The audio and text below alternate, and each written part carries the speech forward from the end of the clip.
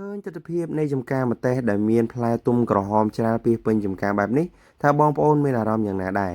ហើយបងប្អូនចង់ដឹងដែរឬទេថាលក្ខណៈនៃការដាំដុះម្ទេសនេះ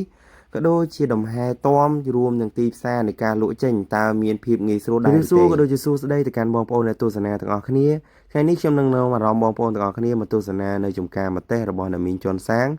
ដែលជាកសិករនៅក្នុងសហគមន៍សាមគ្គីប្រាសាទតាំងក្រសាំងចំការម្ទេសដែលបងប្អូនបានឃើញនេះគឺមានចំនួន200ដើមដែលមួយដើមពោពេញទៅដោយផ្លែតែម្ដងក៏ព្រោះតែការថែទាំរបស់អ្នកមីងគឺបានដិតដល់បូករួមទាំងបច្ចេកទេសដែលអ្នកមីងបានសិក្សានៅក្នុងសហគមន៍ផងដែរដោយតាមការសាកសួរអ្នកមីងបានបញ្ជាក់ថាដំណាំម្ទេសនេះគឺងាយស្រួលដាំខ្លាំងមែនទែនដោយវាត្រូវការតែទឹកនិងជីក៏ដូចជាមានការថែទាំចំពោះសត្វល្អិតបន្តិចបន្តួចដោយការប្រើប្រាស់ថ្នាំដែលការប្រើប្រាស់ថ្នាំសម្រាប់សត្វល្អិតរបស់គាត់នេះគឺធ្វើឡើងតាមលក្ខណៈធម្មជាតិនោះទេដោយពុំមានការផ្សំឡើងពីសារជាតិគីមីនោះឡើយ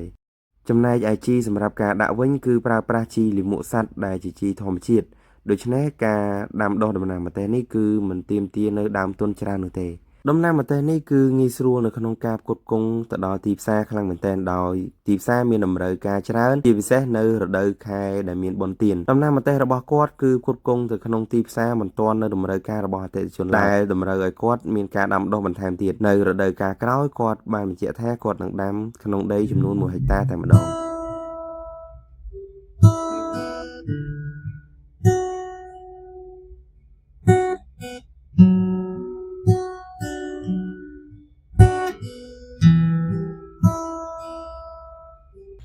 ជំរាបសួរបងប្អូនទាំងអស់គ្នាខ្ញុំ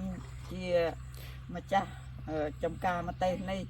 នាងខ្ញុំឈ្មោះជន់សាងរស់នៅភូមិសំពងឃុំប្រាសាទសុកកន្ទុកជាសមាជិកសហគមន៍សាមគ្គីប្រាសាទតាំងសាំងម្ទេសនេះខ្ញុំដាំចំនួន3ខែបានប្រមូលផលហើយប្រមូលផលបាន5ខែហើយបាទអីហើយ2ថ្ងៃបេះម្ដងបាន25គីឡូទៅ30គីឡូម្ទេសនេះជួបហើយបាក់វាស្វិតហើយយើងត្រូវការទឹកហើយនឹងលុកផ្លែទៅយើងត្រូវការបាញ់ថ្នាំប៉ុន្តែខ្ញុំប្រើតែថ្នាំជីធម្មជាតិទេលោកគ្រូជីទៅថ្នាំធម្មជាតិធ្វើខ្លួនឯងពីសហគមន៍ចុះមកបង្រៀនលោកគ្រូអត់មានប៉ះពាល់សុខភាពទេព្រោះផ្សំពីផ្លែឈើធម្មជាតិទាំងអស់ដូចជាល្ហុងចេក12មុខអត់មានប៉ះពាល់សោះបាញ់ទៅមានប្រសិទ្ធភាពទៀតម្ទេសនេះខ្ញុំប្រមូលផល2ថ្ងៃម្ដងទៅខ្ញុំយកទៅលក់នៅផ្សារតាំងសាំងហើយប្រមូលផលម្ដងបាន30គីឡូទៅ35គីឡូលក់1គីឡូបាន5000គ្រូ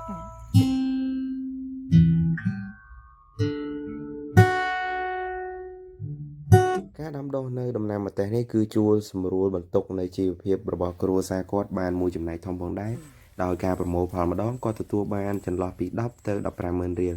ស្នាមញញឹមរបស់វិជាកសិករគឺកើតឡើងនៅពេលដែលពួកគាត់ប្រមូលផលដំណាំនេះឯងការប្រមូលផលដំណាំរបស់ពួកគាត់គឺធ្វើឡើងដោយមានការខិតខំប្រឹងប្រែងយ៉ាងច្រើនបូករួមទាំងបច្ចេកទេសនៃការដាំដុះរបស់ពួកគាត់ម្យ៉ាងវិញទៀតចំពោះទីផ្សារដែលមានតម្រូវការទៅដល់ដំណាំរបស់គាត់ទៀតនោះធ្វើឲ្យពួកគាត់មានភាពសប្បាយចិត្តជាខ្លាំងចំពោះការដាំដុះដំណាំដែលទទួលបានផលហើយជួយឲ្យជីវភាពគ្រួសារគាត់កាន់តែកើនឡើងទៅមួយកម្រិតទៀត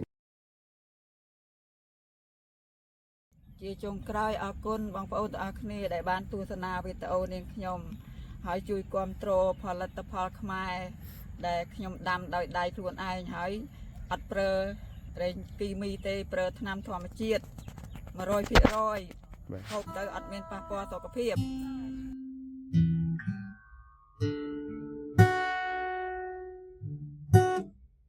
ចុងក្រោយក៏សូមបងប្អូនទាំងអស់គ្នាចូលរួមចែករំលែកនៅវីដេអូមួយនេះដើម្បីជាការគាំទ្រនៅផលិតផលនៅក្នុងស្រុកយើងទាំងអស់គ្នាក្រុមការងារអូស្ពតសូមអរគុណនិងសូមគោរពលា